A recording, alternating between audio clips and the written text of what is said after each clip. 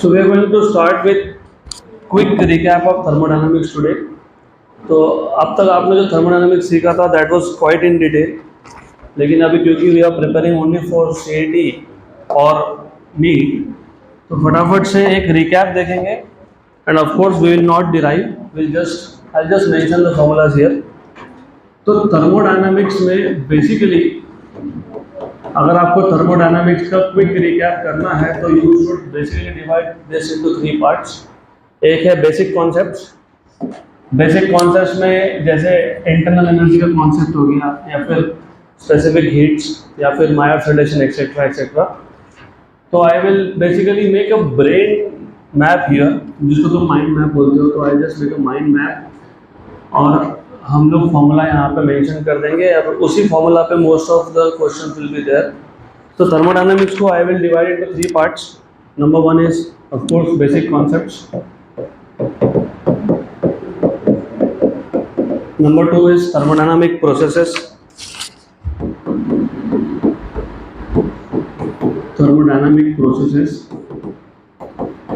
and lastly you have laws of thermodynamics.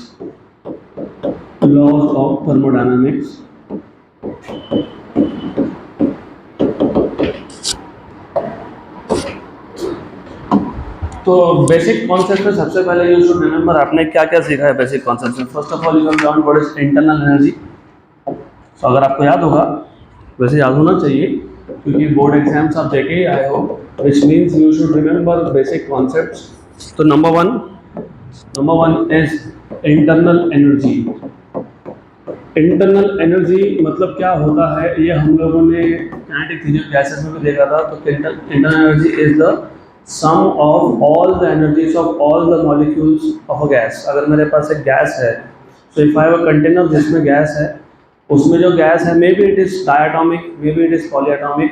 तो जो gas molecules है they have different kinetic energies. They have kinetic energy of translation, they have kinetic energy of rotation, they may have kinetic energy of vibration, they may have potential energy due to interaction. वैसे normally जब तुम ideal gas की बात करते हो तो you say that ideal gases are non interacting. तो potential energy normally होता नहीं है आइडियल गैस में, लेकिन अगर हुआ तो इन सारे एनर्जीज का एडिशन। तो फॉर एग्जांपल मेरे पास गैस है, गैस में मॉलिक्यूल्स हैं, हर एक मॉलिक्यूल के पास ट्रांसलेशन एनर्जी है, then it has rotational energy, then it may have vibration energy. ऐसे सारे के सारे मॉलिक्यूल्स के सारे एनर्जीज को जब एड अप करोगे उसको बोलते हो internal energy of the gas. And internal energy gives you a rough idea about temperature of the system. जितना ज़्यादा इंटरनल एनर्जी होगा उतना ज़्यादा टेम्परेचर होगा। इसके बाद आपने देखा था थर्मोडायनामिक सिस्टम। तो आपको सबसे पहले पता होना चाहिए कि थर्मोडायनामिक सिस्टम मतलब क्या। तो thermodynamic system is an object or a collection of object which is capable of exchanging heat with the surroundings. तो thermodynamic system या तो single object है या collection of objects है which is capable of exchanging heat with the surroundings. इसमें आपने 3 type के thermodynamic system देखे थे। open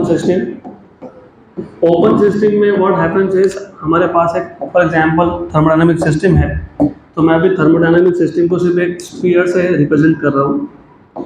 in this case the system freely exchanges heat as well as matter. तो अ सिस्टम इन विच और the system which can exchange heat as well as matter with the surroundings is called as open system. अब surrounding का मतलब पता होना चाहिए। System को छोड़ के उसके आजू बाजू में जो भी होगा उसको बोलते हैं सराउंडिंग्स या फिर एनवायरनमेंट। तो सिस्टम को छोड़ के फॉर एग्जांपल अगर मेरे पास एक गैस है सिलेंडर में, तो cylinder and the gas is a system. इसको छोड़ के आजू बाजू में जो कुछ भी होगा दैट बिकम्स सराउंडिंग। तो if a system is capable of और if it exchanges energy as well as matter with the surroundings it is said to be open system. इसके बाद हमने देखा था क्लोज सिस्टम। तो second system that you have learned is closed system.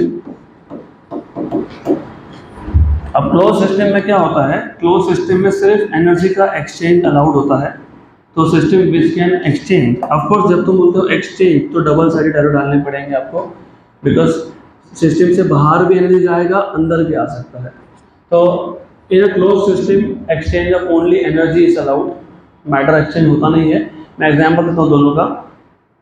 Open system for example, आप पानी boil कर रहे हो और आपने ऊपर से उसको लिड नहीं लगाया, मतलब ऊपर से क्लोज नहीं किया, तो क्या होता है, ऑफकोर्स पानी गर्म कर रहे हो तो नीचे आपने एक बर्नर लगाया होगा, हीट, हीट इज एनर्जी। तो हीट सराउंडिंग से कहाँ जा रहा है, सिस्टम में, और वो पानी बॉईल होके उसके जो वेपर्स होंगे वो कहाँ जा रहे हैं, वापस से सराउंडिंग्स में। तो that is an open system in which heat मतलब energy as well as matter can be exchange with the surrounding. अभी उसी सिस्टम के ऊपर मैंने ढक्कन लगा दिया है, तो if I put a lid, करते हो ना ऐसे, जल्दी गर्म करना है तो उसके ऊपर ढक्कन लगा देते हो। तो if you cover the same container, जो भी वेसल आपने रखा था उसके ऊपर अगर आपने एक लिड लगा दिया, ढक्कन लगा दिया, अब सिर्फ एनर्जी का एक्सचेंज हो रहा है, vapours are not allowed to go out, तो that becomes a close system. तीसरा होता है आइसोलेटेड सिस्टम। आइसोलेटेड सिस्टम में neither energy nor matter is allowed to be exchange with the surroundings. For example thermos flask, thermos flask में क्या करते हो, चाय गर्म करके रख देते हो, because you don't want the energy to go out और the energy to come in. तो आइसोलेटेड सिस्टम में neither energy nor matter is allowed to be exchange with the surroundings. इसके बाद आपने देखा था, you have learn what is thermodynamic state and state variables. तो next basic concept that you have seen is thermodynamic state and state variables. Thermodynamic state and state variables,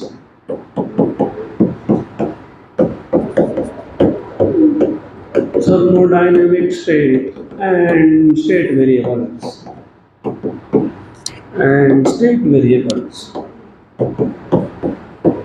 तो thermodynamic state मतलब क्या, for example मेरे पास अगर दो system है, these two system may have different values of pressure, volume and temperature। तो किसी भी सिस्टम का स्टेट बताने के लिए we use variables।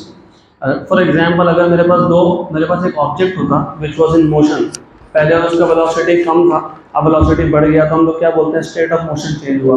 For example पहले ऑब्जेक्ट रेस्ट पे था and then you drop it, it starts moving, then you say that the state of motion has changed. तो सिमिलरली अगर हमारे पास एक सिस्टम है मतलब यहाँ पे गैस एज अ सिस्टम, तो गैस का हम लोग क्या क्या मेजर कर सकते हैं, we can measure pressure, volume, temperature. तो ये जो pressure, volume, temperature and entropy, लेकिन एंट्रोपी हम लोग फिजिक्स में बात ही नहीं करते, we talk about entropy in chemistry. तो किसी भी एक गैस का स्टेट बताने के लिए we use this state variables, pressure, volume and temperature. Pressure, volume and temperature के वैल्यूज आपको बताते हैं कि स्टेट क्या है। फॉर एग्जांपल अगर मेरे पास एक गैस है जिसका टेम्परेचर कम था, तो दैट इज वन स्टेट। अब अगर टेम्परेचर बढ़ गया तो दैट बिकम्स अनदर स्टेट। तो thermodynamic state of the system can be describe with the help of state variables like pressure, volume and temperature. फिर जो स्टेट वेरिएबल्स है ना, इसके भी दो टाइप है, if you remember, intensive and extensive. तो intensive variables are those variables which do not depend on the size of system. So they do not depend on the size of system. On the size of system. और जो extensive variable होते हैं, they depend on the size of system. They depend on the size of system.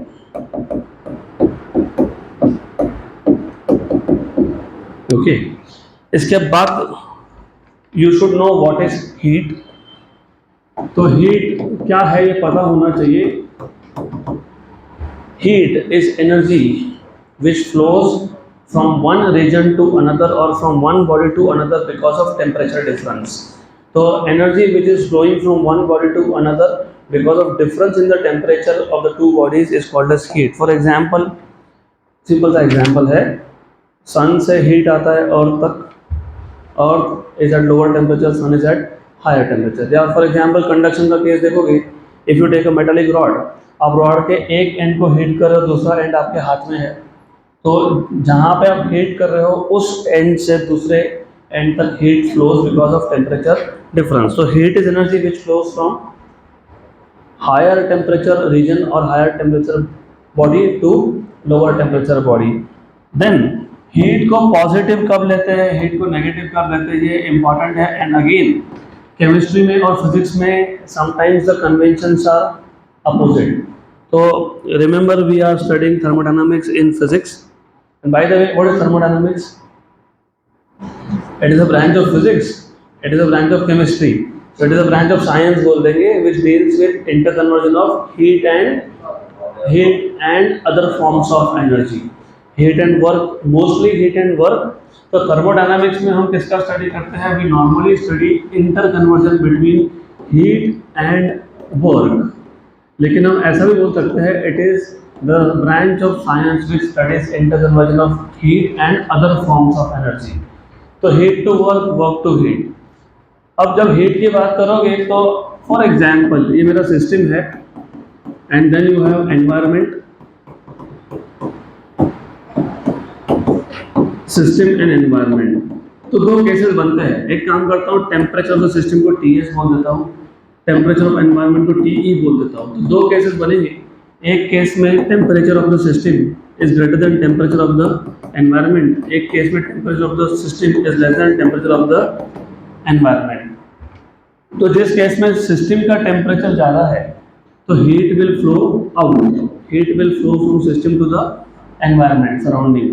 अगर system का temperature कम है तो उल्टा होगा, तो heat will flow from environment to the system. तो जब सिस्टम से हीट बाहर जा रहा है उसको हम बोलते हैं नेगेटिव हीट। क्या बोलते हैं उसको? Negative heat, because the system is losing energy in the form of heat. और जब सिस्टम में हीट आता है तो उसको क्या बोलते हैं? Positive heat. कन्वेंशनली क्या लेते हैं? पॉजिटिव। ओके, क्योंकि system is absorbing energy from the surrounding, इसलिए इसको बोलते हैं पॉजिटिव हीट। Good, clear? तो ये कन्वेंशंस फिजिक्स में एप्लीकेबल है। आई एम नॉट श्योर कि केमिस्ट्री में आपने कैसे कन्वेंशन सीखे हैं, लेकिन फिजिक्स में जब भी क्वेश्चन आएंगे तो नेगेटिव हीट मतलब सिस्टम से हीट जा रहा है बाहर की तरफ, और पॉजिटिव हीट मतलब बाहर से आ रहा है सिस्टम में। Then you have learn, you have seen, ये तो हमने केटीजी में भी देखा था, स्पेसिफिक हीट्स। तो you have seen specific heats. अब स्पेसिफिक हीट्स में दो टाइप के स्पेसिफिक हीट्स की हम लोग बात करते हैं। एक होता है प्रिंसिपल स्पेसिफिक हीट, एक होता है मोलार स्पेसिफिक हीट। लेकिन पहले स्पेसिफिक हीट होता क्या ये बताना चाहिए। अगर मेरे पास सर्टन अमाउंट ऑफ सब्सटेंस है, मैंने सर्टन अमाउंट बोला, मैंने स्पेसिफाई नहीं किया कि 1 किलोग्राम है कि 1 मोल है, I am just saying certain amount of substance. और उस सर्टन अमाउंट ऑफ सब्सटेंस का मुझे अगर टेम्परेचर 1 डिग्री सेल्सियस या 1 केल्विन से बढ़ाना है तो हीट सप्लाई करना पड़ेगा। So the amount of heat required to raise the temperature of a certain amount of substance by 1 degree Celsius or 1 Kelvin is called as specific heat। Specific heat होते हैं दो type के, एक होता है principal specific heat, एक होता है मोलार स्पेसिफिक हीट। अगर वो जो हमारे पास सब्सटेंस है, if it is unit mass मतलब 1 किलोग्राम 1 ग्राम, तो तुम स्पेसिफिक हीट को क्या बोलते हो? Principal specific heat. और अगर वो 1 मोल है तो उसको बोलते हो molar specific heat. So the amount of heat required to raise the temperature of unit mass of a substance by 1 degree Celsius is called as principal specific heat. The amount of heat required to raise the temperature of 1 mole of a substance by 1 degree Celsius or 1 Kelvin is called as molar specific heat. अब ये जो principal specific heat है या molar specific heat है, ये दोनों दो type के होते हैं वापस से। एक होता है एट कांस्टेंट वॉल्यूम, एक होता है एट कांस्टेंट प्रेशर। तो यू हैव अगेन 2 टाइप्स। जब आप हीट सप्लाई कर रहे हो और अगर आपने वॉल्यूम कांस्टेंट रखा है तो उसको बोलते हो specific heat at constant volume, और अगर आपने प्रेशर कांस्टेंट रखा है तो उसको बोलते हो specific heat at constant pressure.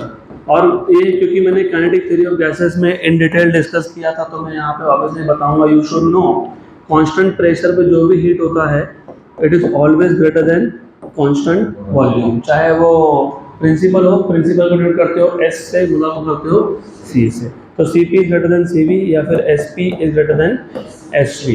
Then we have seen the relation between these two specific heat. हम लोगों ने specific heat at constant pressure and constant volume, इसका रिलेशन देखा था which was known as Mayer's relation. तो मायर्स रिलेशन अगर आपको याद होगा, हमने वापस से ये कैटेगरी में किया था तो Cp equal to Cv plus R, या तो Cp minus Cv equal to R. Okay good. Then what you have seen in basic concepts of thermodynamics. Again I am saying state board में या जब हम फुल कोर्स देखते हैं उसमें learning method अलग होता है, यहाँ पे अलग होता है. तो when you prepare for competitive exams, CET हो, NEET हो, whatever it is, तो what you should do is पूरा चैप्टर देखने के बाद ऊपर से you should make such mind maps. Easy रहेगा आपको कि क्या क्या ओवरऑल पिक्चर क्या है. तो ओवरऑल पिक्चर है कि पहले बेसिक कॉन्सेप्ट पता होने चाहिए, फिर थर्मोडायनामिक प्रोसेस अच्छे से समझेगा, थर्मोडायनामिक प्रोसेस समझेगा तो फिर लॉज ऑफ थर्मोडायनामिक्स में जाएंगे. अगर लॉज ऑफ थर्मोडायनामिक्स पता होंगे तो हीट इंजन, रेफ्रिजरेटर को अच्छे से समझेगा. तो बेसिक कॉन्सेप्ट में अभी क्या रहेगा, और बेसिक कॉन्सेप्ट में हमको पता होना चाहिए what is thermodynamic equilibrium. Thermodynamic equilibrium. Any system is said to be in thermodynamic equilibrium if it simultaneously satisfies three conditions. तो एक तो वो सिस्टम थर्मल इक्विलिब्रियम में होना चाहिए, दूसरा वो सिस्टम केमिकल इक्विलिब्रियम में होना चाहिए, तीसरा वो सिस्टम मैकेनिकल इक्विलिब्रियम में होना चाहिए. तो any system is said to be in thermodynamic equilibrium if it satisfies this three equilibrium simultaneously. मतलब एक साथ इस सिस्टम में ये तीनों इक्विलिब्रियम होंगे तो आप उसको बोलोगे it is in thermodynamic equilibrium. अब थर्मल इक्विलिब्रियम का मतलब क्या होता है? थर्मल इक्विलिब्रियम का मतलब होता है the temperature in all the parts of the system and the surrounding is same. तो जब सिस्टम का और सराउंडिंग का टेम्परेचर सेम हो और सिस्टम में हर जगह पे टेम्परेचर सेम हो तो उसको बोलते हो thermal equilibrium. Okay good. Example, बहुत सारे एग्जाम्पल्स हैं, मेनी एग्जाम्पल्स. अगर मैंने एक कोल्ड ड्रिंक का बॉटल, सॉफ्ट ड्रिंक, फ्रिज से बाहर निकाल के रख दिया तो that soft drink is at lower temperature, surrounding is at higher temperature. तो heat will flow from environment to the system. तो Q विल बी पॉजिटिव. अभी तो बताया हीट विल बी पॉजिटिव. तो थोड़ी देर के बाद यू विल फाइंड दैट जो कोल्ड ड्रिंक है उसका और सराउंडिंग का टेम्परेचर सेम हो गया. आप बोलते हो कोल्ड ड्रिंक गर्म हो गया, right, because that soft drink has achieved the thermal equilibrium with the surrounding. The other way around goes for hot drinks. जैसे चाय रख दिया आपने और भूल गए, 15-20 मिनट के बाद आए चाय ठंडा हो गया क्योंकि T has lost heat to the surroundings. Chemical equilibrium मतलब क्या होता है? केमिकल इक्विलिब्रियम मतलब होता है कि when there is no ongoing chemical reaction anywhere within the system. तो सिस्टम के अंदर किसी भी पार्ट में केमिकल रिएक्शंस नहीं होने चाहिए. There should not be any ongoing chemical reactions. उसको बोलते हैं केमिकल इक्विलिब्रियम. फिर है मैकेनिकल इक्विलिब्रियम. मैकेनिकल इक्विलिब्रियम का मतलब होता है द फोर्सेस आर बैलेंस्ड. तो सिस्टम के अंदर हर जगह पे फोर्सेस बैलेंस है. सिस्टम और सराउंडिंग इसमें भी इक्विलिब्रियम है. मैकेनिकल इक्विलिब्रियम उसको बोलते हैं. बाय द वे जब मैकेनिकल इक्विलिब्रियम हो, फोर्सेस बैलेंस हो तो प्रेशर इज कांस्टेंट एवरीवेयर. तो प्रेशर हर जगह पे क्या होगा? सेम होगा. Then next and the last basic concept of thermodynamics that you will need is PV diagram, pressure volume diagram. Actually PV diagram हम लोग बोलते तो पीवी डायग्राम है, लेकिन हम 3 अलग अलग डायग्राम से किसी भी एक थर्मोडायनामिक प्रोसेस को रिप्रेजेंट करते हैं. तो basically what we do is we plot pressure versus volume, या फिर we plot pressure versus temperature, या फिर we can plot volume versus temperature. The most famous is pressure versus volume, PV diagram. तो PV diagram में हम लोग y axis पे thermodynamic variable pressure और x एक्सिस पे थर्मोडायनामिक वेरिएबल वॉल्यूम प्लॉट करते हैं. वॉल्यूम चेंज होगा तो प्रेशर चेंज होगा, because pressure and volume are connected to each other, they are related to each other. Inverse relation होता है उसमें. वॉल्यूम चेंज करोगे प्रेशर चेंज होगा, वॉल्यूम चेंज करोगे प्रेशर चेंज होगा. And you plot a graph, उसको बोलते हो पीवी डायग्राम. तो प्रेशर वॉल्यूम डायग्राम बेसिकली आपको सिस्टम का इंफॉर्मेशन देता है. And by the way pressure volume diagram आप सिर्फ उसी सिस्टम के लिए प्लॉट करते हो which is always in equilibrium. तो यहाँ पे तुमने अगर एक सिंगल पॉइंट भी बता दिया ना, इसका मतलब system was in thermodynamic equilibrium. Non equilibrium states के लिए हम लोग पीवी डायग्राम प्लॉट कर ही नहीं सकते हैं। तो जहाँ भी तुमको पीवी डायग्राम दिखा, मतलब that is for quasi static process. मैं आता हूँ अभी क्वासी स्टैटिक प्रोसेस पे। तो पहले पार्ट में, in the first part of basic concept, ये सारी चीज़ें हमने देखी। What is internal energy? तो टोटल एनर्जी मतलब the sum of all the energies of all the molecules of a system is internal energy. Then we have seen what is thermodynamic system, object, an object और collection of object which is capable of exchanging energy with the heat with the surrounding is called as thermodynamic system. उसमें तीन systems थे, open system, close system, isolated system. Open system में energy and matter both can be exchanged with the surrounding. Closed system में only energy का exchange is allowed. Isolated system में neither energy nor matter can be exchanged with the surroundings. Then we have seen what is thermodynamic state and state variables. Thermodynamic state मतलब thermodynamic state of a system can be described by describing the values of pressure, volume and temperature. Pressure, volume, temperature इसको तुम बोलते हो state variable. State variable दो type के होते हैं, intensive and extensive. The variables which do not depend on the size of the system इसको बोलते हो intensive, which depend on the size of the system इसको बोलते हो extensive. Heat क्या होता है? Heat is energy which flows from one body to another because of temperature difference. तो अगर सिस्टम से एनर्जी बाहर जा रहा है तो नेगेटिव हीट, और अंदर आ रहा है तो पॉजिटिव हीट। फिर हमने देखा था specific heat, the amount of heat required to raise the temperature of certain amount of gas by 1 degree is called as specific heat. अगर सर्टन अमाउंट 1 किलोग्राम हुआ, 1 ग्राम हुआ, उसको बोलते हो प्रिंसिपल। अगर 1 मोल हुआ तो उसको बोलते हो स्पेसिफिक, मतलब molar specific. If the amount of substance is 1 kilogram, it is principal. If it is 1 mole, it is molar. दो टाइप थे, constant volume and constant pressure. फिर हमने देखा relation between CP and CV, Mayer's relation. Then we see what is thermodynamic equilibrium. The system is said to be thermodynamic equilibrium if it satisfies 3 equilibrium simultaneously. Then we have seen PV diagram. तो ये था आपका पहला part, that is basic concepts of thermodynamics. इसके बाद आपको पता होना चाहिए which are different types of thermodynamic processes. तो थर्मोडायनामिक प्रोसेसेस कौन से टाइप की है? थर्मोडायनामिक प्रोसेसेस, तो पार्ट 2 थर्मोडायनामिक प्रोसेसेस। सबसे पहले तो तुमको पता होना चाहिए what is the meaning of a thermodynamic process. What is thermodynamic process? A process in which the values of state variable change from some initial value to some final value. For example, pressure की value change होना, या volume की change होना, या temperature की change हो, या तीनों की चेंज हो, या दोनों की चेंज हो।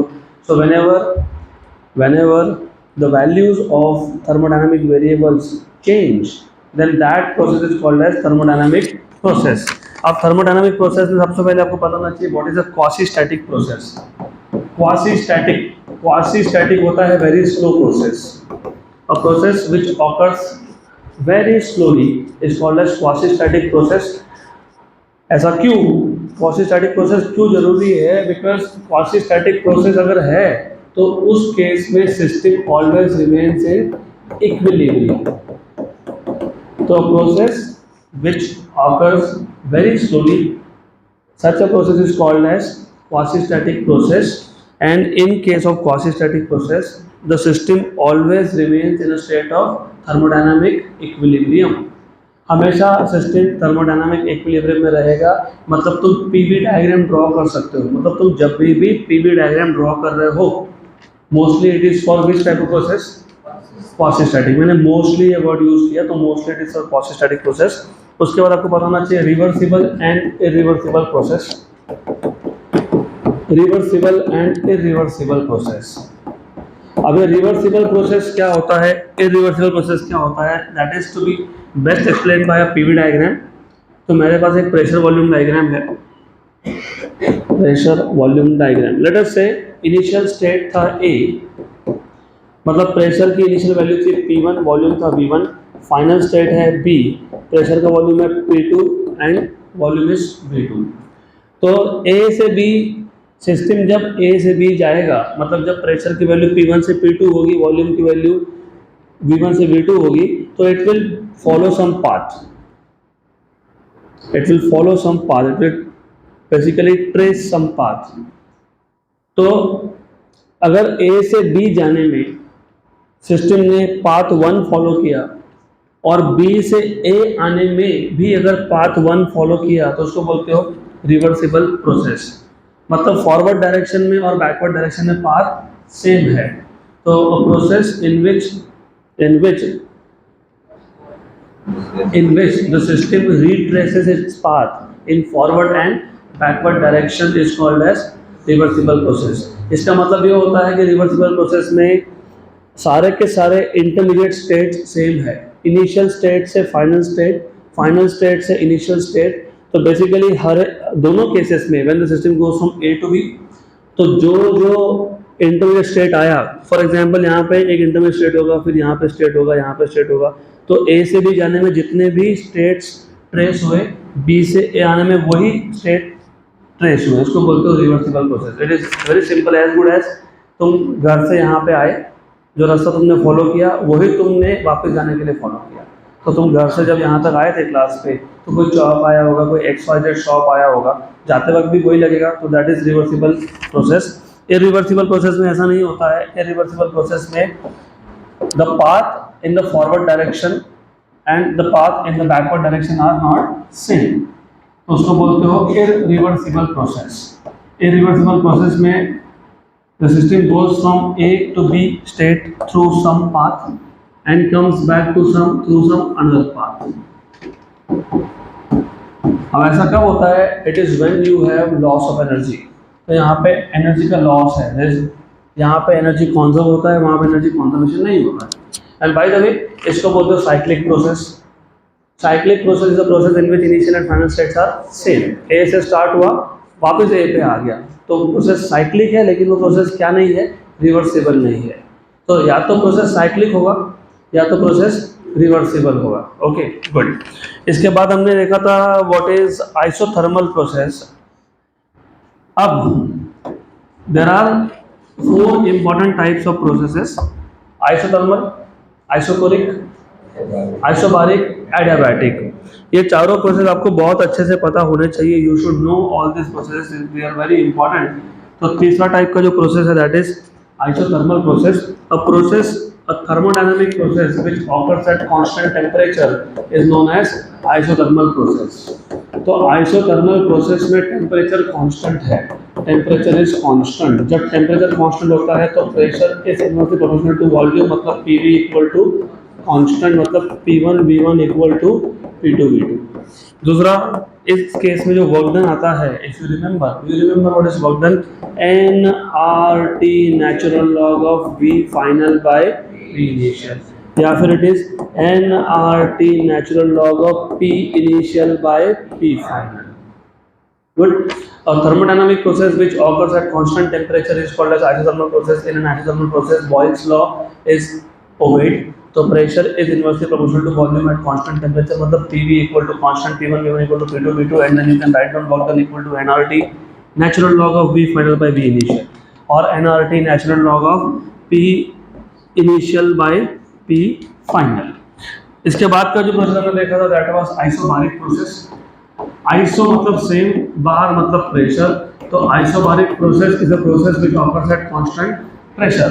अगर प्रेशर कांस्टेंट है तो volume is proportional to temperature because the gas obeys Charles law. तो इस केस में प्रेशर कांस्टेंट हो जाता है।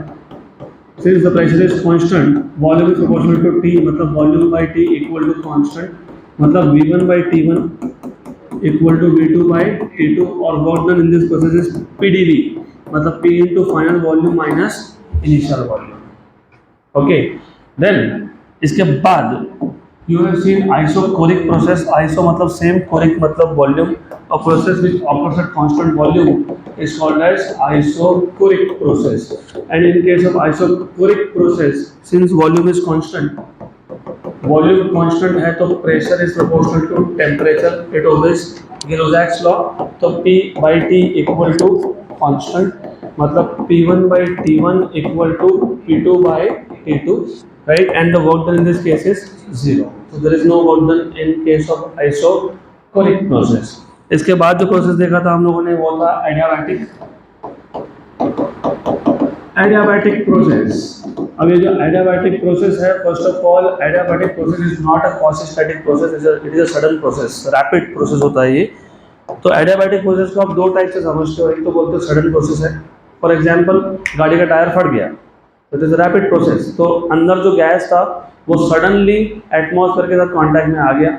या तो दूसरा, अगर वो प्रोसेस स्लो हुआ भी तो we do not allow energy to go out, मतलब हीट का एक्सचेंज अलाउ नहीं होता है। बराबर।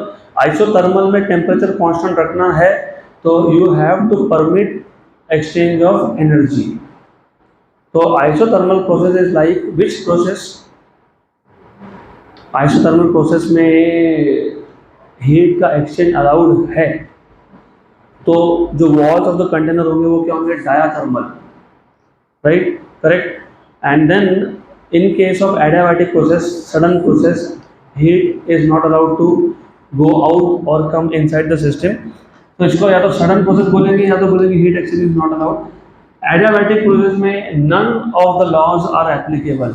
You can not apply Boyle's law, you can not apply Charles law, you can not apply Gibbs law. वहाँ पे अलग फॉर्मूला बनता है, वहाँ पे बनता है P raise to gamma equal to constant. और मैंने तुमको बताया था, हमने काइनेटिक थ्योरी ऑफ गैसेस में भी देखा था, अगर याद होगा तो P raise to 1 minus gamma का गामा इक्वल टू कांस्टेंट और T raise to gamma equal to constant. तो चार्ल्स लॉ, गिब्स लॉ और बॉयल्स लॉ एप्लीकेबल नहीं है एडियाबैटिक प्रोसेस के लिए। और एडियाबैटिक प्रोसेस में जो वर्क डन होता है, do you remember what is the formula of work done?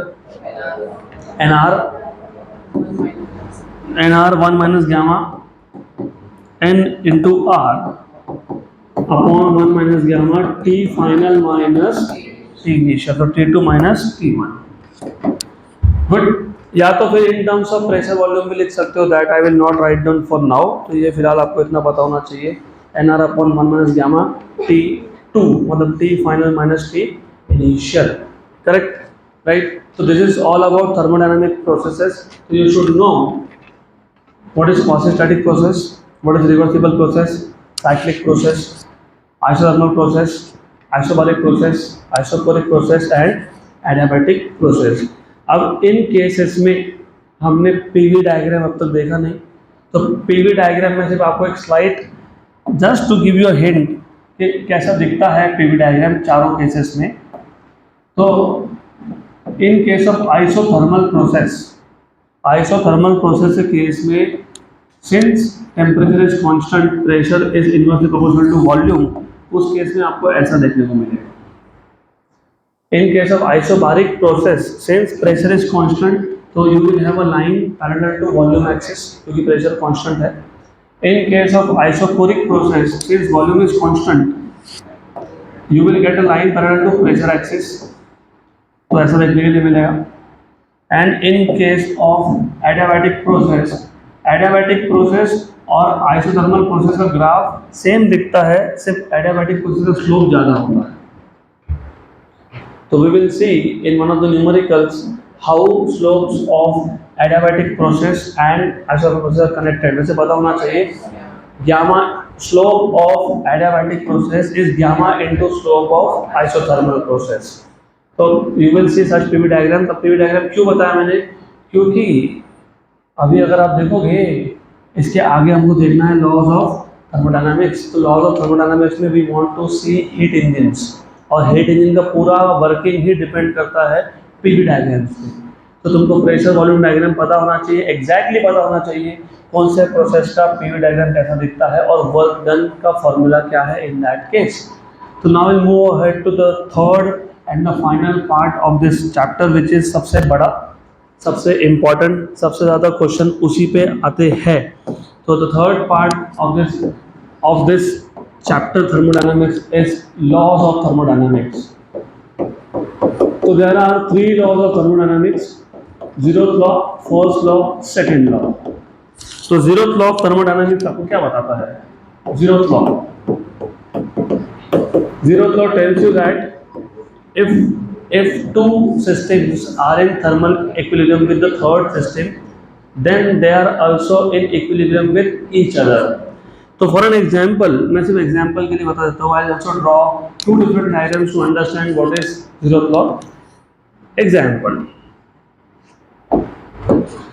तो हमारे पास ऐसा है एक सबसे पहले आपको ये पता होना चाहिए what is the meaning of diathermal and adiabatic walls. Diathermal wall is a wall which allows exchange of heat with the surrounding, and adiabatic wall is a wall which does not allow exchange of heat with the surrounding. तो मैंने एक container ले लिया और ये double walled है, मतलब ये एडियाबैटिक वॉल है, मतलब हीट कैन नॉट एंटर और leave the system from the base और द वॉल्स. ठीक, गुड. देन एक काम और करते हैं. What I'll do is इसको पूरा ही आइसोलेट कर लेता हूँ सिस्टम को. फाइन.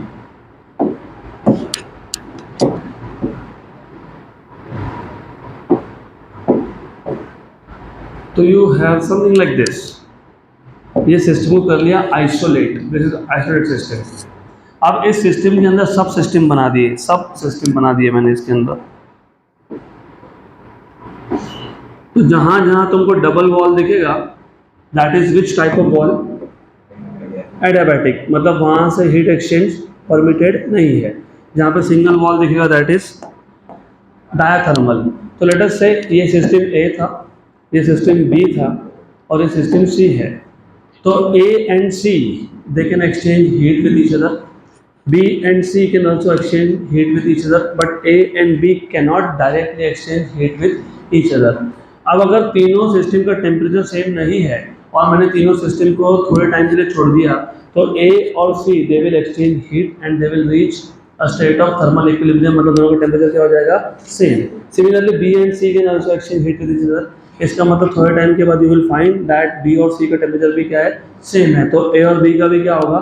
सेम. तो इसको तुम बोलते हो if two systems A and B are in thermal equilibrium with third system C, then they are also in thermal equilibrium with each other.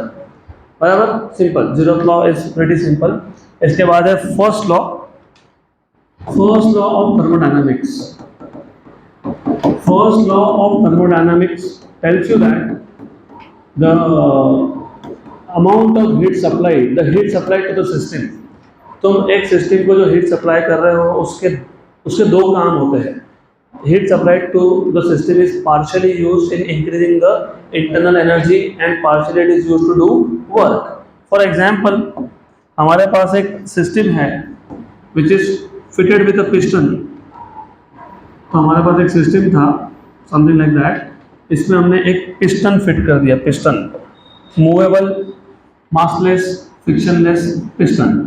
तो हमने इसमें एक movable, massless, frictionless piston fix कर दिया. और ये जो सिलेंडर है इसके अंदर है गैस. तो गैस है हमारा सिस्टम. तो यहाँ पे गैस है. अब अगर मैं इस गैस को हीट सप्लाई करता हूँ, तो if I supply heat to this gas, let us say I supply Q amount of heat to the gas. अब ये जो हमने हीट सप्लाई किया वो दो काम करेगा. एक तो टेम्परेचर बढ़ाएगा. टेम्परेचर बढ़ाने का मतलब होता है इंटरनल एनर्जी बढ़ना. और दूसरा, हीट का कुछ part will be used to do work. Work मतलब पिस्टन को ऊपर शिफ्ट करने में. तो remember this, heat supplied to the system is partially used in increasing internal energy, that is delta U, and partially it is used to do work. तो delta U plus W, that is a statement of first law of thermodynamics. Okay, good. इसके बाद you should know what is second law of thermodynamics. अब second law of thermodynamics थोड़ा सा complicated है, तो मैं उसको थोड़ा डिटेल में ही बताऊंगा. सेकेंड लॉ ऑफ थर्मोडायनामिक्स, इसके दो अलग अलग स्टेटमेंट बनते हैं. सेकेंड लॉ ऑफ थर्मोडायनामिक्स के दो स्टेटमेंट बनते हैं. एक को आप बोलते हो केल्विन प्लैंक स्टेटमेंट या फिर इंजन स्टेटमेंट, और एक को आप बोलते हो क्लॉसियस स्टेटमेंट या फिर रेफ्रिजरेटर स्टेटमेंट. ओके, ये तुमको स्टेट बोर्ड में पढ़ते हुए नहीं ध्यान में आया होगा, क्योंकि स्टेट बोर्ड में ऐसा माइंड मैप नहीं बनाया ना. यहाँ पे तुमको समझ में आएगा कि सेकेंड लॉ के दो अलग अलग टाइप के स्टेटमेंट है. एक को आप बोलते हो केल्विन प्लैंक स्टेटमेंट और एक को आप बोलते हो Clausius statement. Clausius statement. Good. Then ये जो होता है ना Kelvin Planck statement, this is also called as engine statement. और जितने भी टाइप के हीट इंजन हमने सीखे वो सारे के सारे केल्विन प्लैंक स्टेटमेंट पे बेस्ड है। और क्लॉसियस स्टेटमेंट को तुम बोलते हो रेफ्रिजरेटर स्टेटमेंट। तो जो हीट पंप्स या रेफ्रिजरेटर तुमने सीखे हैं वो सारे बेस्ड होते हैं क्लॉसियस स्टेटमेंट पे। अभी दोनों स्टेटमेंट क्या है? नंबर 1, आपको सेकेंड लॉ ऑफ थर्मोडायनामिक्स समझने से पहले you should know what is a heat engine and what are the basic blocks of a heat engine. तो थोड़ा मैं इसको साइड में रखता हूँ अभी। I will show you first what is a heat engine, what are the basic blocks of heat engine. तो heat engine में you have basically three important blocks. Three important blocks में से एक होता है सोर्स ऑफ हीट, जहां से heat is absorb. एक होता है sink of heat, what I do is ऐसा करता हूं मैं। एक होता है सोर्स ऑफ हीट। अब जो सोर्स ऑफ हीट है, सोर्स ऑफ हीट जो है ना, उसमें बेस और walls, base and walls they are non conducting, मतलब दे आर एडियाबैटिक वॉल्स। तो यहाँ पे तुमको दिखेगा एडियाबैटिक वॉल दिखेगा तुमको यहाँ पे, लेकिन जो टॉप है उसका टॉप इट इज कंडक्टिंग। इसको बोलते हो सोर्स या फिर हॉट रिजर्वायर। तो this is called as source और हॉट रिजर्वायर। रिजर्वायर का मतलब होता है which has infinite amount of heat, क्योंकि हॉट रिजर्वायर है। इसका टेम्परेचर हम डिनोट करते हैं या तो T1 से, राइट, या फिर TH से। ये याद रखना, it is the temperature of the hot reservoir और source is denoted by either T1 और TH। और इसके पास इतना हीट है कि तुम कितना भी निकाल लो टेम्परेचर सेम रहने वाला है। So it is suppose to have infinite amount of heat, so that irrespective of तुम कितना हीट यहाँ से निकाल रहे हो, temperature will always remain the same. इसके बाद होता है एक आपके पास what you have is cold reservoir, जिसको आप सिंक बोलते हो। टेम्परेचर डिनोट करते हो T2 से या फिर TC से, T2 और TC, it is called as sink और it is called as cold reservoir. Now the idea here is sink, ये हमारे डे टू डे लाइफ से ही आता है। अब ऐसा तो किसी का घर नहीं, जिसके घर में वॉश बेसिन या सिंक नहीं होगा, तुमने टैप ओपन कर दिया सिंक का, क्या होता है? जितना भी पानी रहा पूरा का पूरा क्या होता है? ड्रेन होता है। तो यहाँ पे सिंक का मतलब क्या है? तुम उसको जितना चाहे हीट दे दो, उसका टेम्परेचर हमेशा सेम रहेगा। तो सिंक या फिर cold reservoir can take any amount of heat without increasing the temperature. बोला, अगर ये पता नहीं होगा, गए क्लीन बोल्ड उड़ गए। रिवीजन नहीं करोगे तो फिर तुम्हारी मर्जी है, अभी क्या ही बोलेंगे। एग्जाम के बाद समझ में आता है, काश पढ़ लिया होता। अभी फिलहाल क्या है, फिलहाल तुम कुछ लोग मस्ती में बहुत मस्त हो, क्योंकि आप ज़्यादा इन्फ्लुएंस होते हो आपके दोस्तों से। उनको खुद को तो नहीं पढ़ना होता, वो आपको भी नहीं पढ़ने देते। थोड़ा सा इन्फ्लुएंस कम हो किसी भी चीज़ से। फिर तीसरा इंपॉर्टेंट ब्लॉक है सिलेंडर विथ अ पिस्टन। ये जो सिलेंडर विथ अ पिस्टन है ना, सिलेंडर विथ अ पिस्टन, इसमें जो बेस होता है, बेस वो कंडक्टिंग होता है। Walls and piston are non conducting in nature. So remember this, you have a source of heat which is hot reservoir, you have cold reservoir which is sink of heat, you have an insulating block. Insulating block is used to make, हमको अगर system को isolated system बनाना है, isolated system में क्या होता था? ना heat exchange होगा ना मैटर। तो ये इंसुलेटिंग ब्लॉक सिर्फ उसके लिए है कि जब मुझे सिस्टम को आइसोलेटेड बनाना है तो मैं ये सिलेंडर को जिसमें पिस्टन है उसको रख दूंगा इंसुलेटिंग ब्लॉक के ऊपर। तो ये है इंसुलेटिंग ब्लॉक। और यहाँ पे सिस्टम वर्ड नहीं यूज करते, यहाँ यूज करते हैं वर्किंग सब्सटेंस। क्या बोलते हैं? अभी वर्किंग सब्सटेंस क्या क्या हो सकता है? ये वर्किंग सब्सटेंस हो सकता है स्टीम, फॉर स्टीम इंजन। ये वर्किंग सब्सटेंस हो सकता है fuel vapour plus air for a heat engine. Heat engine में होते हैं एक्चुअली दो type, steam and fuel. Fuel में होते हैं दो टाइप, गैसोलीन मतलब petrol engine and diesel engine. तो heat engine, steam engine, fuel engine. Steam engine में वर्किंग सब्सटेंस होता है स्टीम। फ्यूल इंजन में you have fuel vapour plus air. उसमें दो टाइप होता है, गैसोलीन, गैसोलीन मतलब पेट्रोल इंजन होता है जिसमें you have working substance as petrol vapour plus air. और दूसरा होता है डीजल इंजन, डीजल में होता है डीजल प्लस वेपर। तो ये याद रखना। And this are the basic building blocks. अभी ये बिल्कुल याद रखना, हॉट रिजर्वायर, कोल्ड रिजर्वायर का सिर्फ टॉप सरफेस कंडक्टिंग है, बाकी नॉन कंडक्टिंग है। Insulating block is completely insulating block, non conducting. Cylinder fitted with a piston, piston here is suppose to be massless, frictionless, okay, movable तो है ही वो। इसका piston is non conducting, walls are non conducting but base is conducting. तो अलग अलग तुमको strokes मिलेंगे, स्ट्रोक्स, स्ट्रोक्स मतलब अलग अलग पार्ट्स मिलेंगे तुमको पीवी डायग्राम के। जिनको थोड़ा बहुत गाड़ियों में इंटरेस्ट है, इफ़ यू आर कम से कम बॉयज़ के साइड से, आई एक्सपेक्ट कि तुम लोगों को बाइक्स में बहुत इंटरेस्ट होगा, होता ही है इस एज में, nothing unusual.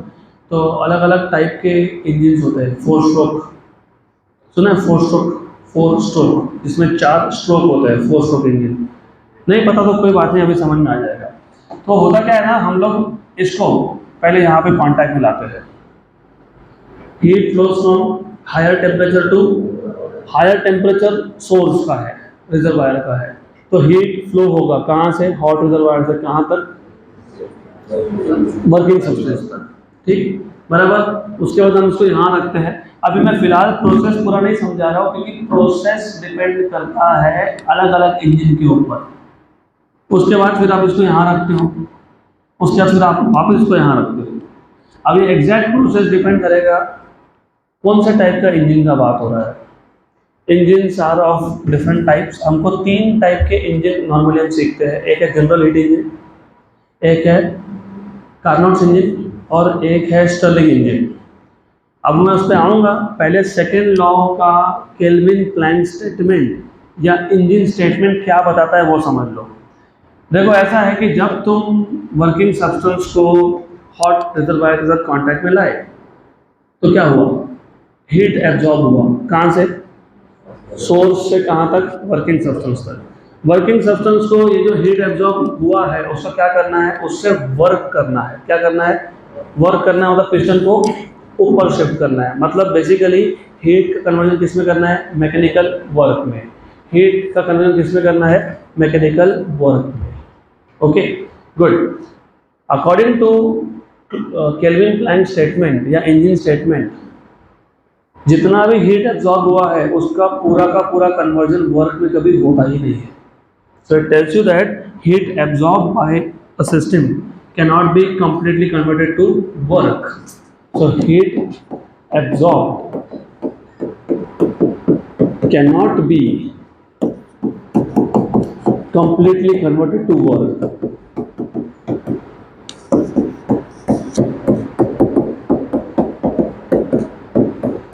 Some part of heat is always rejected to the sink. तो जितना हीट वर्किंग सब्सटेंस ने एब्जॉर्ब किया था उसमें से जितना वर्क में कन्वर्ट हुआ, जो कन्वर्ट नहीं हो पाया वो कहाँ जाएगा? सिंक के पास। इसको बोलते हैं हम लोग इंजन स्टेटमेंट, बराबर। क्लॉसियस स्टेटमेंट या रेफ्रिजरेटर स्टेटमेंट में मैं बाद में आऊँगा क्योंकि पहले अभी हमको हीट इंजन देखने हैं। तो हीट इंजन में बेसिकली 3 टाइप के हीट इंजन आपको पता होना चाहिए। आपको मतलब क्योंकि आप सीईटी के लिए प्रिपेयर कर रहे हो। तो एक है जनरल हीट इंजन। डिफरेंस सिर्फ स्ट्रोक्स का है। तीनों इंजन में 4-4 स्ट्रोक है। अब पहले तो मैं एक बेसिक ब्लॉक डायग्राम ड्रॉ कर दूंगा जिसको तुम एनर्जी फ्लो डायग्राम भी बोलते हो। हीट इंजन का एनर्जी फ्लो डायग्राम कैसा होता है? तो यू हैव रिमेंबर दिस, हमारे पास एक सोर्स है, सोर्स है, एक सिंक है। सोर्स मतलब हॉट रिजर्वायर, उसका टेम्परेचर है T1 या फिर TH। एक है सिंक जिसका टेम्परेचर TC या फिर T2। ये एनर्जी फ्लो डायग्राम है, this is just energy flow diagram. और एनर्जी फ्लो डायग्राम पता होगा तो फॉर्मूला याद रखने की जरूरत ही नहीं पड़ेगी, यहीं से बन जाएगा सब कुछ। तो होता क्या है बाय द वे, जैसे हमारे घर में पाइपलाइंस होता है ना, हमारे घर में जो पाइप होता है उसमें से क्या बहता है? पानी, राइट? तो उसको वाटर पाइपलाइन बोलते हैं हम लोग। वैसे ही हम लोग यहाँ पे पाइपलाइंस दिखाते हैं, इसको बोलते हैं हीट पाइपलाइंस, क्योंकि यहाँ से क्या फ्लो हो रहा है? हीट। तो हीट कहाँ से एब्जॉर्ब हुआ? सोर्स से। Human amount of heat is absorb. उसका एक पार्ट क्या हुआ? वर्क में कन्वर्ट हुआ, और जो वर्क में कन्वर्ट नहीं हो पाया वो कहाँ गया? सिंक में गया। तो Q2 amount of heat is rejected to the sink. तो as you can see, amount of heat absorbed from the source at higher temperature T1 is equal to work done plus rejected to the sink. तो work done आ गया आपका W equal to Q1 minus Q2। अब कोई भी heat engine हो, heat engine को हम लोग कैरेक्टराइज करते हैं with something called as efficiency. Efficiency मतलब बेसिकली आउटपुट अपॉन इनपुट। मैंने आपको बताया था इलेक्ट्रॉनिक्स में उसको गेन बोलते हैं। क्या बोलते हैं? गेन। थर्मोडायनामिक्स में क्या बोलते हैं उसको? इफिशियंसी। ठीक, ओके। तो efficiency of a heat engine eta is work output upon heat input। Output का W, आउटपुट दिख रहा है, आउटपुट ये यूजफुल वर्क है जो हम लोग गाड़ी चलाने के लिए यूज करते हैं, इसको बोलते हैं यूजफुल वर्क। तो work output upon heat input, लेकिन वर्क आउटपुट क्या आया? Q1 minus Q2 upon Q1। फिर आपको पता होना चाहिए हीट एंड टेम्परेचर आर, तो T1 minus T2 bye T1। ये आ गया आपका एफिशिएंसी का फॉर्मूला। तो एफिशिएंसी पे बहुत सारे क्वेश्चंस आते हैं थर्मोडायनामिक्स में, हर टाइप ऑफ एग्जाम में। Then will see general heat engine. तो कोई भी हीट इंजन हो, ये फॉर्मूलाज एप्लीकेबल रहेंगे। ये एनर्जी फ्लो डायग्राम है, ये उसका ब्लॉक डायग्राम है। अब जनरल हीट इंजन में क्या होता है? जनरल हीट इंजन में जो 4 स्ट्रोक्स है, हाँ 4 स्ट्रोक्स, 4 स्ट्रोक मतलब 4 पार्ट्स दिखेंगे तुमको पीवी डायग्राम में। तो on a PV diagram you will find 4 different parts, that is each part is 1 stroke, इसलिए इसको बोलते हैं 4 स्ट्रोक। तो हमारे जो नॉर्मली गाड़ी यूज करते थे ना हम लोग, that used to be 4 stroke, है ना? ओके। तो अभी 4 स्ट्रोक में जो पहला स्ट्रोक आता है यहाँ पे, वो होता है हीट एब्जॉर्प्शन का, हीट एब्जॉर्प्शन। लेकिन इस केस में हीट एब्जॉर्ब होता है एट कांस्टेंट वॉल्यूम। मतलब करते क्या है? मतलब ऐसा करते हैं, इसको उठा के यहाँ रख देते हैं और पिस्टन को मूव नहीं होने देते हैं। पिस्टन को मूव नहीं होने दिया तो वॉल्यूम क्या है? कांस्टेंट। अगर वॉल्यूम कांस्टेंट है तो प्रोसेस कौन सा बन जाएगा? आइसोकोरिक। आइसोकोरिक में वर्क नहीं होता क्योंकि पिस्टन मूव ही नहीं हुआ। वर्क तब होता है जब वॉल्यूम चेंज हो।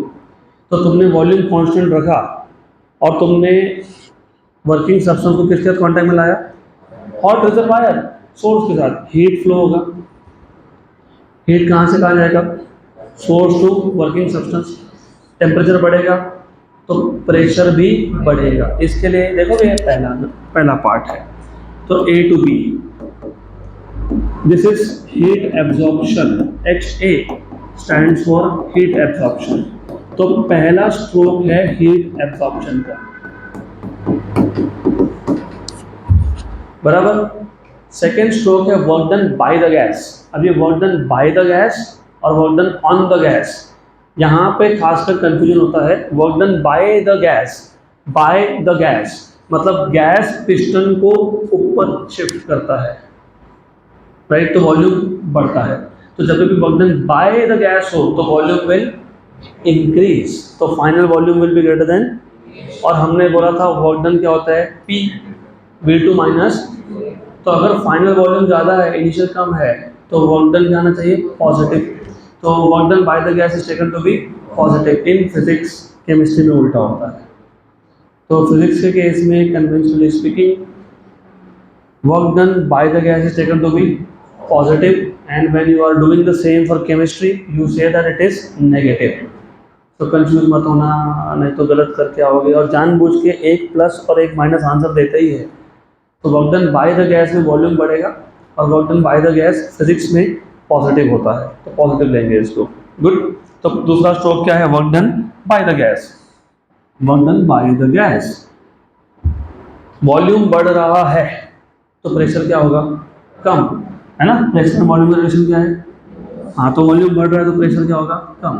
तो ये आता है work done by the gas, WBG, work done by the gas, work by gas. Okay, correct. Work done gas ने कहां से किया? जो उसने हीट एब्जॉर्ब किया था, कहां से? हॉट रिजर्वायर से, सोर्स से, राइट। तो अगर उसने Q1 amount of heat absorb किया था, उसमें से W कर दिया वर्क, लेकिन तुमको इंजन स्टेटमेंट क्या बताता है? Heat can not be completely converted to work, मतलब थोड़ा सा हीट बच गया। अब वो जो हीट बच गया वो रिजेक्ट करना पड़ेगा। रिजेक्ट क्यों करना पड़ेगा? क्योंकि ये साइक्लिक प्रोसेस होता है। साइक्लिक प्रोसेस का मतलब क्या होता है पता है? What is cyclic process? Initial and final state should be same. तो अगर गैस ने, मतलब वर्किंग सब्सटेंस ने ए से स्टार्ट किया था, तो उसको वापस कहाँ पे आना है? ए पे। तो जो हीट वर्क में कन्वर्ट नहीं हुआ, it has to be rejected. तो HR stands for heat rejected. Heat किसको रिजेक्ट होगा? सिंक को। तो मतलब तुम अभी क्या करोगे? तुम इसको यहाँ पे लेके आओगे, करेक्ट, गुड। इसको कांटेक्ट में लाओगे। Working substance is at higher temperature, sink is at lower temperature, तो heat will flow from working substance to the sink. उसके बाद आता है work done on the gas.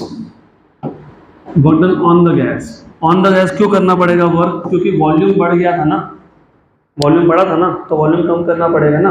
Volume कम कैसे करोगे? पिस्टन को नीचे मूव करके। पिस्टन को नीचे मूव करना मतलब work is done on the gas. तो ये पार्ट आ जाएगा WOG, work done on the gas. अब नोटेशन तुमको पता होना चाहिए, work done on the gas. ये है जनरल हीट इंजन। इसमें पहला स्ट्रोक है हीट एब्जॉर्प्शन का, आइसोकोरिक। फिर जाता है आपका mostly it is isothermal types मैंने नहीं बोल रहा हूँ आइसोथर्मल ही है। दूसरा स्ट्रोक आता है which is work done by the gas. तीसरा आता है हीट रिजेक्शन, फिर आता है work done on the gas. तो ए से स्टार्ट हुआ था, ए पे आके खत्म हो गया, तो ये एक साइकिल कंप्लीट हो गया। और अगर आपको work done in one cycle निकालना है तो that is area enclose by the curve. अगर आपको पूछा होगा what is work done in one cycle, तो you have to find out this area. This area is the work done in one cycle. उसमें से ए बी पार्ट में work होता ही नहीं है क्योंकि वो आइसोकोरिक है। CD में भी नहीं होता क्योंकि वो आइसोकोरिक है। B to C में वर्क डन पॉजिटिव लेते हो क्योंकि वॉल्यूम इज इंक्रीजिंग, और D to A में नेगेटिव लेते हो because volume is decreasing.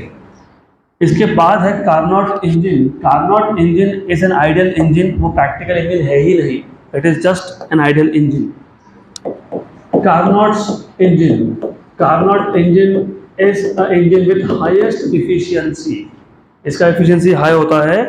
It is a theoretical engine, ideal engine है वो, practical नहीं है। इसमें जो strokes है ना, strokes वो अलग है। तो जनरल हीट इंजन में strokes अलग थे, यहाँ पे अलग है। यहाँ पे जो पहला stroke है, first stroke is, याद है क्या? Isothermal expansion, adiabatic expansion, isothermal compression, adiabatic compression. Isothermal expansion मतलब the system is, the volume of the system is increasing but at constant temperature.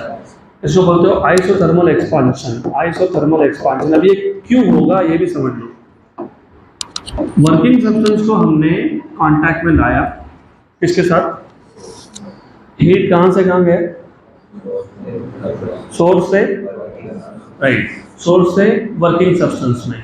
तो जो भी हीट एब्जॉर्ब हुआ वो पूरा का पूरा क्या कर रहा है? वर्क कर रहा है। मैंने इससे बोला आइसोथर्मल। हीट एब्जॉर्ब हुआ तो टेम्परेचर बढ़ना चाहिए था, लेकिन नहीं बढ़ रहा है। तो हीट जो एब्जॉर्ब हुआ वो कहाँ गया?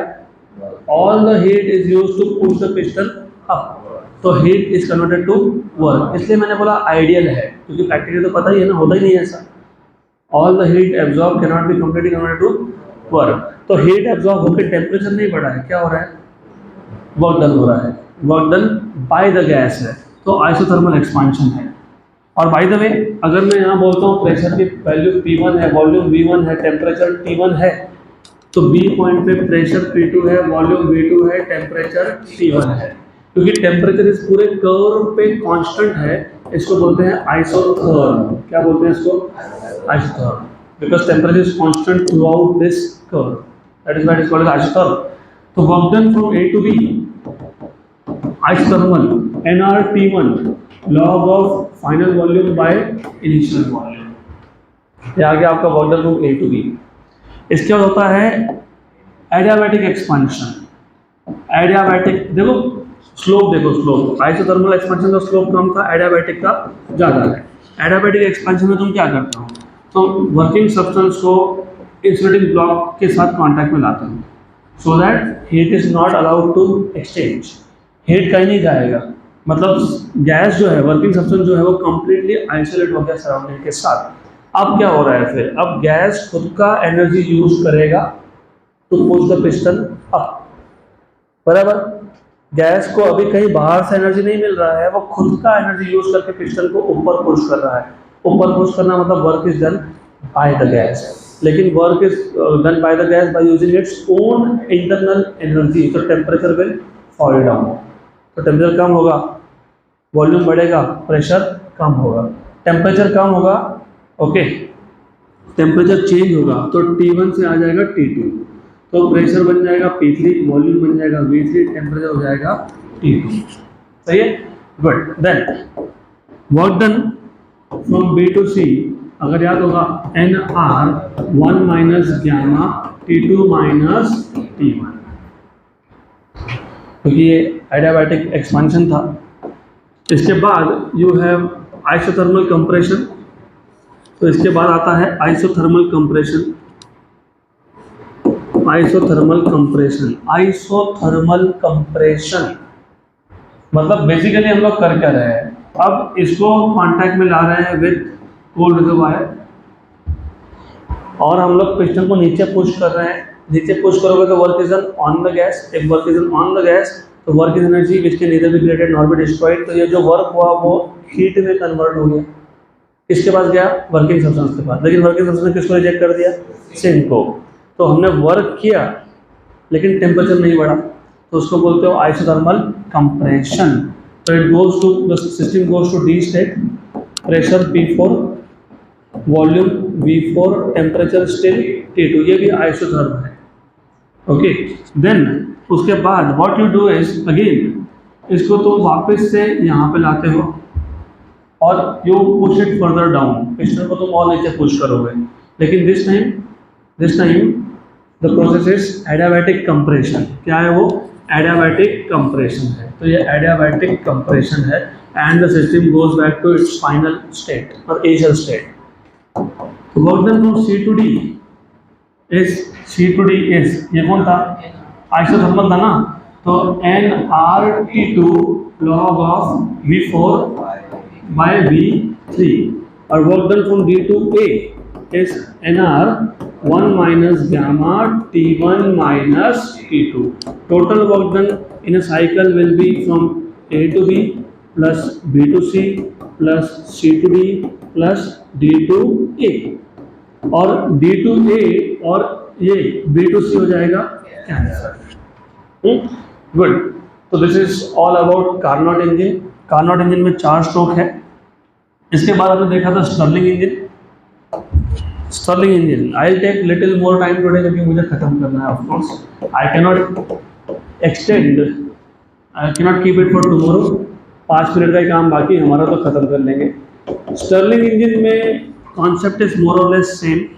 स्टर्लिंग इंजन का पीवी डायग्राम और जनरल हीट इंजन का पीवी डायग्राम ये ऑलमोस्ट सेम दिखता है, क्योंकि ये सेम होता है, एक्सेप्ट फॉर स्टार्ट कहाँ से हुआ।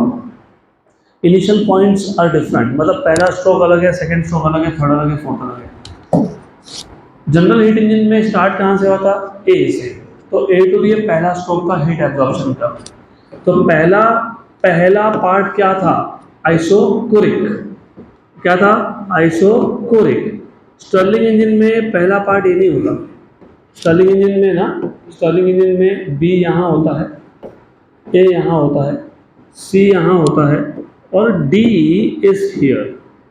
मतलब स्टर्लिंग इंजन में जो पहला स्ट्रोक है दैट इज आइसोथर्मल एक्सपेंशन, उसके बाद है आइसोकोरिक कंप्रेशन, उसके बाद है आइसोथर्मल कंप्रेशन, और मैंने बोला आइसोकोरिक कंप्रेशन, आपने बोला हाँ आइसोकोरिक कंप्रेशन कैसे होगा, तो isothermal expansion, isochoric process, then isothermal compression, isochoric process.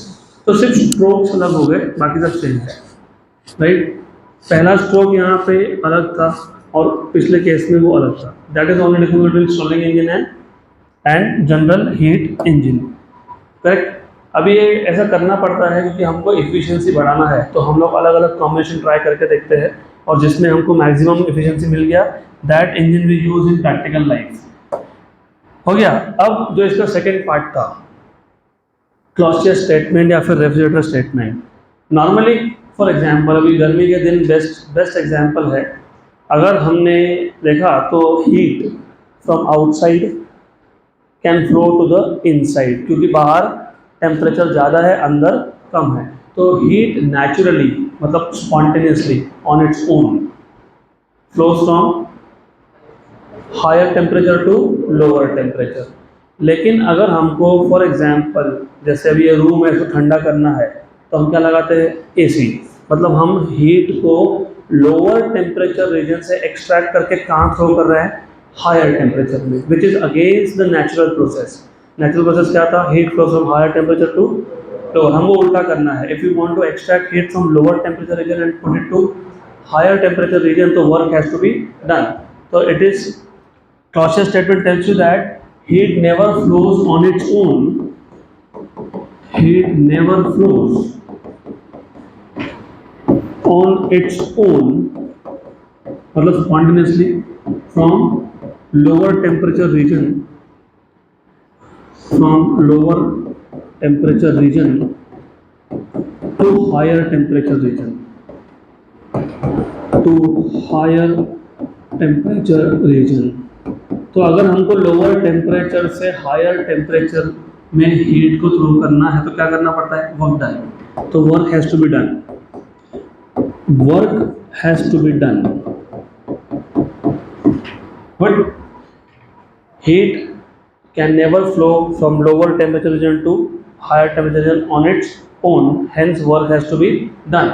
तो यहाँ पे वर्क इनपुट है और हीट इंजन में वर्क आउटपुट है। तो अगर तुमने देखा होगा वर्क क्या है, आउटपुट है। अब ये सेम मैं यूज कर लेता हूँ एनर्जी फ्लो डायग्राम, सिर्फ मैं एरो हेड्स चेंज कर लूँगा। तो हमको करना क्या है, basically what you want to do is, इस केस में we are studying refrigerators now. Refrigerator को हीट पंप भी बोलते हो क्योंकि वो हीट को पंप करता है। जैसे तुम वाटर को पंप करते हो ना ग्राउंड से ऊपर तक टैंक तक, तो वैसे ही हीट को तुम पंप कर रहे हो from lower temperature region to higher temperature region. इसको बोलते हैं हीट पंप या इसको बोलते हैं रेफ्रिजरेटर्स, या फिर ये होते हैं एयर कंडीशनर्स, एक ही है, सब एक है। इस केस में हमको हीट को एक्सट्रैक्ट करना है। कहाँ से एक्सट्रैक्ट करना है, सिंक से। सिंक को सिंक नहीं बोलते, इसको बोलते हैं लो टेम्परेचर रीजन। क्या बोलते हैं इसको, low temperature region. Low temperature region मतलब मुझे लो टेम्परेचर रीजन से, कोल्डर रीजन से, तो this is colder region by the way, colder region से हीट निकालना है। अपने आप तो जाएगा नहीं, तो वर्क करना पड़ेगा। तो सिस्टम पे वर्क करना पड़ेगा, तो एरो उल्टा हो गया और work done plus Q2 will become Q1। तो heat is rejected to the source नहीं बोलते हैं यहाँ पे, क्या बोलते हैं पता है, हायर टेम्परेचर रीजन। क्या बोलते हैं इसको, या फिर हॉटर रीजन। तो इट इज हॉटर रीजन और higher temperature region, hotter region. Clear. वापस if you can see you have Q2 plus W equal to Q1, तो W is again Q1 minus Q2। कोई भी रेफ्रिजरेटर कितना अच्छा है, कितना इफिशिएंटली कूलिंग करेगा, रेफ्रिजरेटर मतलब एसी, उसके लिए आप यूज करते हो कोएफिशिएंट ऑफ परफॉर्मेंस। इसको तुम परफॉर्मेंस फैक्टर भी बोलते हो, बीटा या फिर के से डिनोट करते हो। तो do you remember what is the formula for that?